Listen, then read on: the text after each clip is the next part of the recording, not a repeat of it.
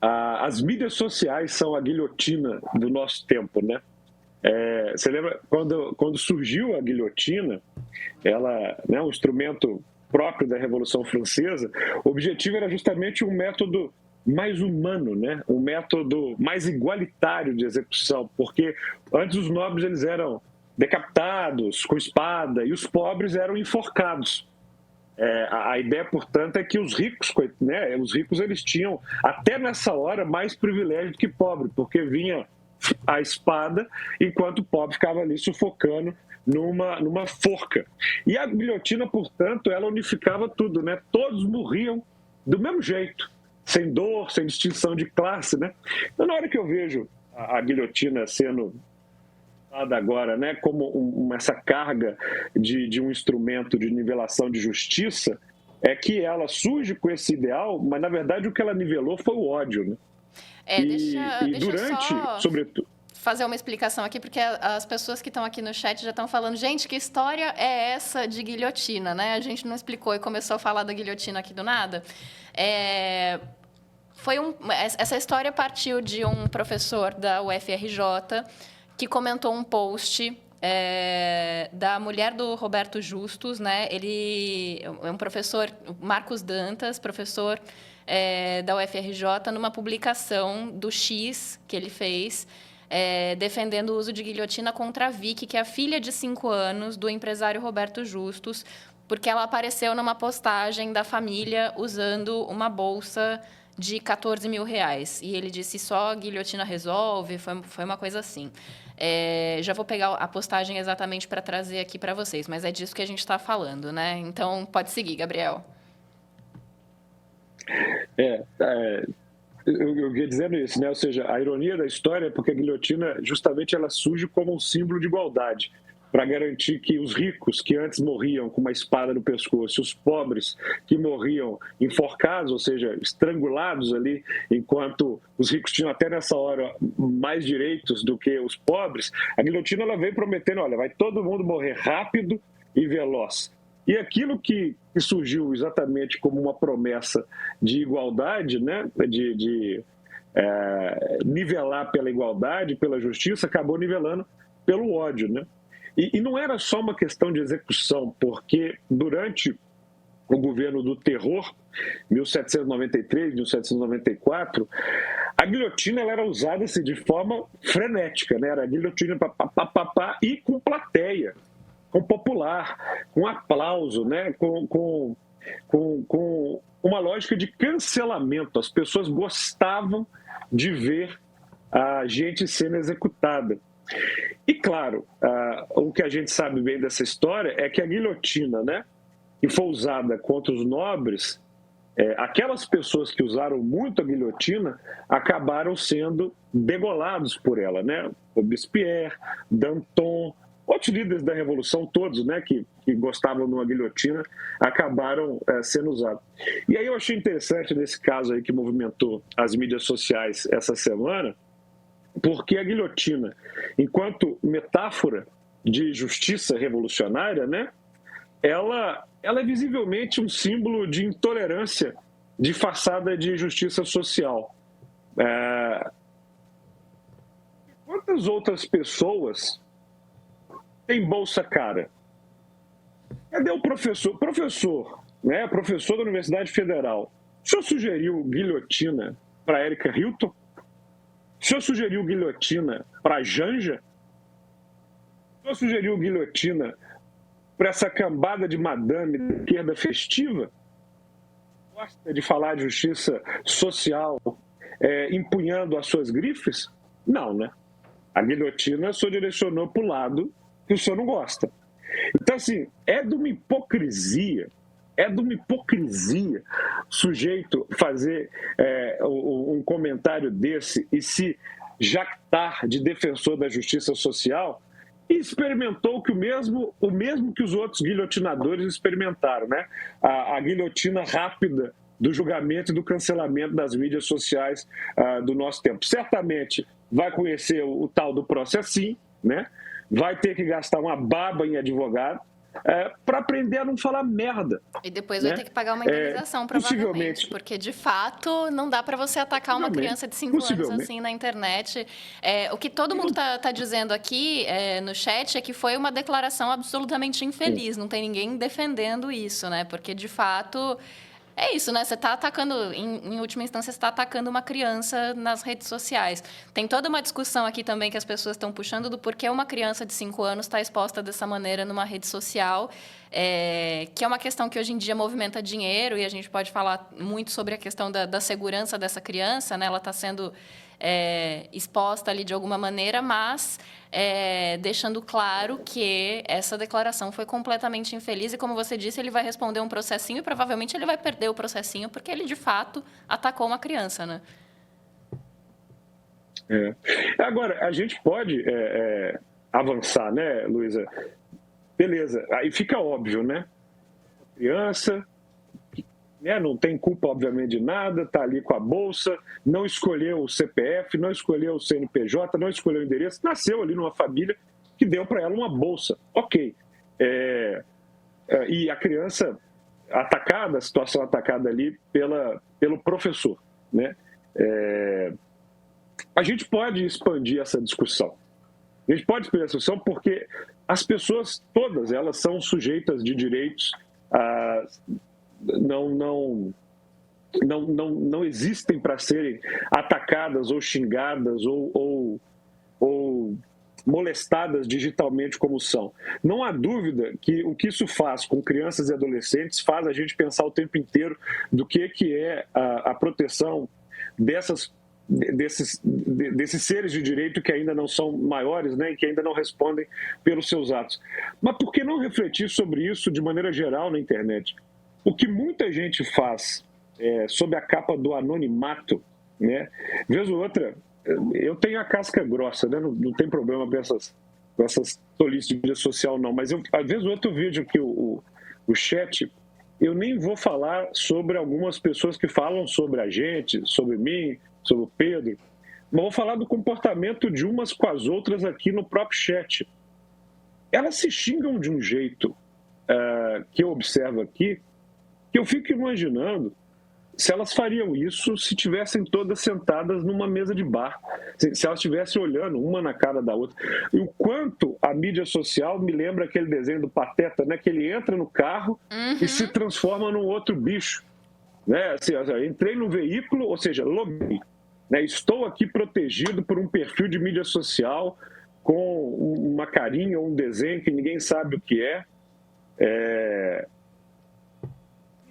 capaz de ofender as pessoas ou dizer coisas das pessoas que eu fico impressionado, sabe? Mas sabe, Gabriel, infelizmente, esse quando é um se fala exercício que eu faço sempre que eu leio alguma coisa, algum retorno que chega para mim aqui no chat ou nos comentários mais tarde do vídeo. Eu sempre imagino como essa pessoa diria a mesma coisa se ela estivesse na minha frente. Eu sempre considero o que ela diria se ela estivesse na minha frente. É uma tática que eu encontrei na terapia, porque, de fato, assim, se você levar para casa tudo que as pessoas te escrevem na internet, não tem como.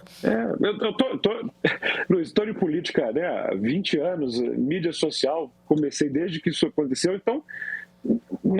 No primeiro baque, né, eu me lembro de uma vez, primeira vez assim que eu fui uma notícia que causou, eu fiz uma foto proibida na Capela Sistina. Adoro essa história, porque na fila de político brasileiro, o meu pecado foi fazer uma foto proibida na Capela Sistina. Nessa fila de bandidos e corruptos que tem aí, já vão gritando, o meu pecado foi esse. Mas eu me lembro quando a notícia saiu, estava assim com meu pai numa viagem e tal, mas veio uma chuva, uma torrente de gente, né, xingando com uma virulência.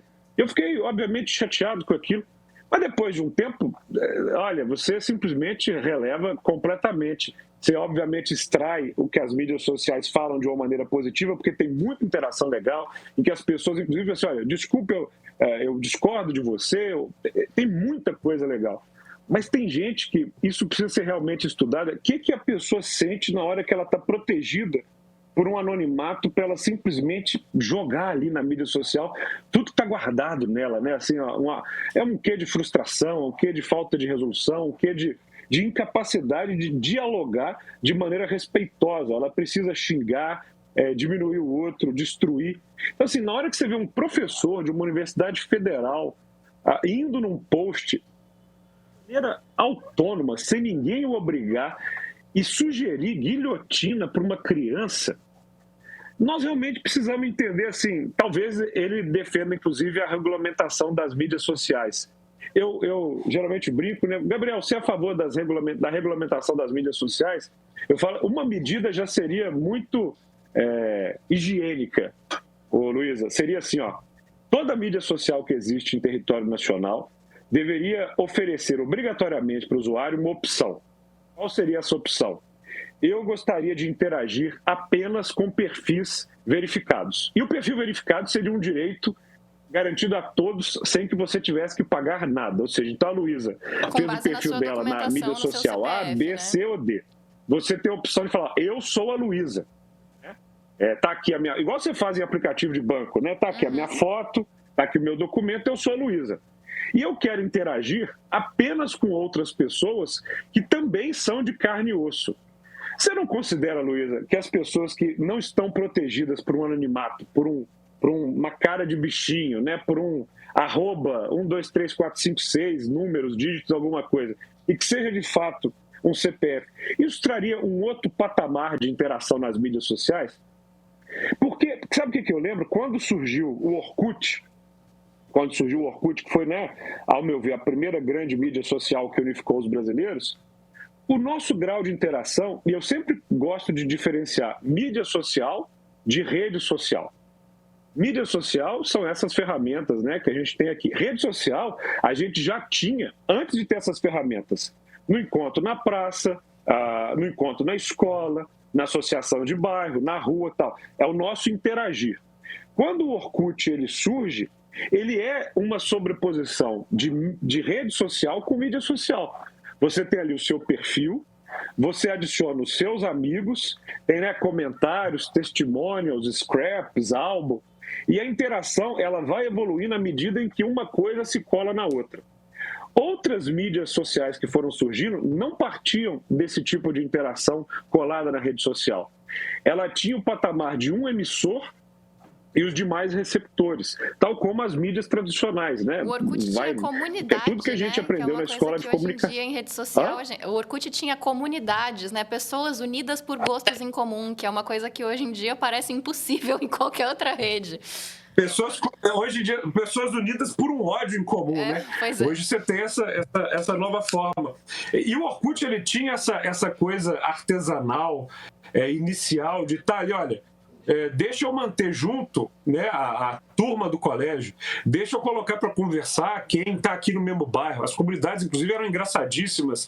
E você tinha muito isso do personagem. Você tinha orgulho de estar com a sua foto ali, ó. Esse sou eu, esses são os meus amigos. Aqui estão. Testemunho, olha como é que a mídia social. Antes você ia na mídia social do outro, aqui, ó, registrar o que você fala a respeito dessa pessoa, o que é positivo sobre essa pessoa, né? Álbuns bem cuidados e tal. Na hora que isso vai, né, mudando, qual que é a grande mudança que você tem? Porque quando o Twitter surge, ele também é cronológico, né? O que a pessoa vai postando vai aparecendo em ordem. Enfim, a grande mudança disso tudo é o uso do algoritmo. Ou seja, é você monetizar o trato dos dados, em que a quantidade de tempo que a pessoa fica na mídia social, está exposta à propaganda, interage com gente que vai utilizar as mídias sociais para te vender um produto. A partir do momento que você tem essa mudança, o algoritmo ele muda o comportamento das pessoas. Por quê? Porque ele cria um casulo de interação. Ele vai criar um ambiente em que você não lida com o contraditório. Você vai ficando como um bebê mimado que só quer interagir com quem concorda com você. E o estrago disso na sociedade é enorme.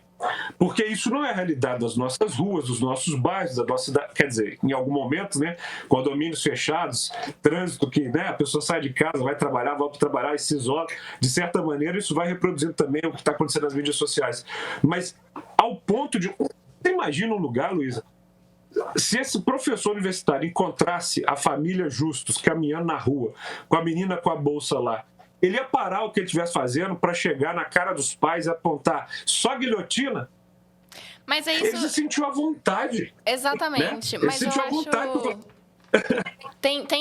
As pessoas estão trazendo isso aqui no chat também, porque o Oscar Fergutz e o Júlio Bahia estão aqui dizendo, claro, mas aí toda a esquerda é desse jeito, é do jeito que esse professor falou, todo mundo na esquerda ataca a criança na internet, ou todo mundo na esquerda quer guilhotina, que não é isso que a gente está dizendo. Ninguém falou isso.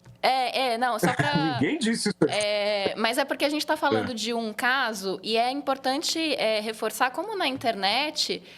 Às vezes, um caso, um tweet, um post no X toma uma proporção incomum, né? Não é uma coisa que você está falando na mesa do bar, exatamente, né? Então, assim, um post pode sair muito do controle, pode gerar muita repercussão, mas é importante ressaltar também que aqui a gente começa a conhecer um pouco a audiência, né, pelos nomes, e muita gente que está aqui sempre brigando com o Pedro porque ele está mais ao centro, mais à direita do que essas pessoas, dizendo, olha, eu não concordo com isso de jeito nenhum, né? Então, não é que todo mundo foi insuflado aí às redes e atacar crianças, mas esse tipo de coisa chama a atenção que eu sinto, Luísa, e é preocupante, que esse comentário dele, ele serve, né? Ele foi guilhotinado, o professor foi guilhotinado pelas mídias sociais, né?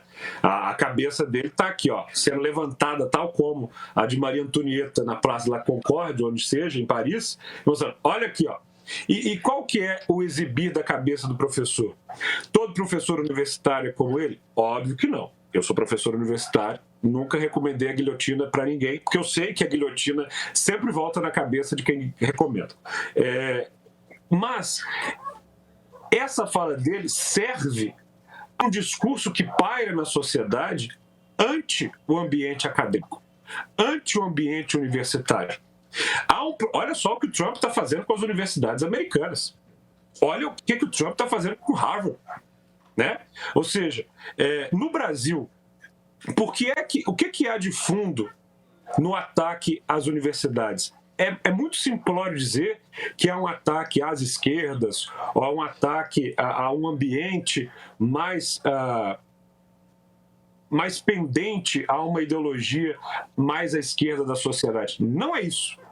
É porque já faz alguns anos que as discussões políticas que tomaram conta das mídias sociais se desconectaram dos fatos e das evidências. As pessoas vão para o debate não para, olha, deixa eu ouvir o que essa pessoa está falando, deixa eu ver quais são os argumentos dela, deixa eu ver qual que é a formação acadêmica dela, onde é que ela estudou, onde é que ela pesquisou, porque talvez eu possa aprender com isso. Não, isso é passado, Luiz. Agora é o seguinte, eu acredito em algum ponto. Eu quero ouvir quem me faz confirmar esse ponto, eu quero conversar com quem também defende esse ponto e eu quero ter somente argumentos para defender esse ponto. Qualquer outra pessoa que me questione no meu ponto de vista merece uma guilhotina. E por que a universidade é atacada? Porque, ora, pois, a universidade é o lugar em que você não vai com nada pronto. Você vai para justamente criar conhecimento. Esses dias em sala de aula, estava numa apresentação e um aluno virou e falou assim, não, porque essa questão da lei da Maria da Penha, a gente sabe, não é porque ela foi agredida e tal, e comprou um discurso, né, que curiosamente e de maneira absurda e irresponsável circula nas mídias sociais, que Maria da Penha teria sofrido, né, uma outra coisa que não do marido dela. Eu, obviamente, no papel de professor e não de político, perguntei ao aluno uma coisa básica que você pergunta no ambiente acadêmico. Qual a sua fonte? Aí o aluno, né, não, eu vi na internet. Eu falei, opa, ver na internet não é fonte acadêmica. Onde? Você tem todo o seu tempo, me procura aí onde é que você viu isso na internet. E aí, claro, momento constrangimento, mas estou no meu papel de professor, você não teve essa fonte. E você não tem problema aqui em sala de aula falar, professor, eu estava enganado, eu não tenho a base para afirmar isso. Na internet, alguém que fala esse tipo de bobagem, ou qualquer outro tipo de bobagem, porque saca do sovaco, não é confrontado com esse tipo, cadê a sua fonte? Onde é que está essa pesquisa? De onde vem esse dado? Você está falando isso baseado em quê, amigo? isso desconforta as pessoas, Luiz. Por quê? Porque elas lidam com a própria... E não tem problema ser ignorante. Eu sou profundamente ignorante em vários assuntos. E sobre o que eu não sei, quero ouvir alguém que saiba, falando com dados, com argumentos, e aí sim formular o meu conhecimento. A internet, ela tem esse lado, e as mídias sociais estão nessa toada do reafirmar o ponto que a pessoa já tem, sem que ela seja contraditada, né? Nós estamos aqui, nesse momento, com 512 pessoas nos escutando. O Canal Meio tem aí seus milhares de inscritos, o que eu considero um privilégio para nós. Porque tem muitos canais aí que tem muito mais. Sim, eu sei disso, mas você tem um canal que tem aqui uma pluralidade de opiniões, né, com visões ideológicas distintas, com gente que tem um compromisso, ou se esforça muito pelo compromisso em estar ligado aos fatos. E ter 512 pessoas assistindo nesse momento é um momento de privilégio para todos nós. Estamos aqui num horário de almoço debatendo ideias. Infelizmente, hoje em dia, isso são oásis no ambiente digital.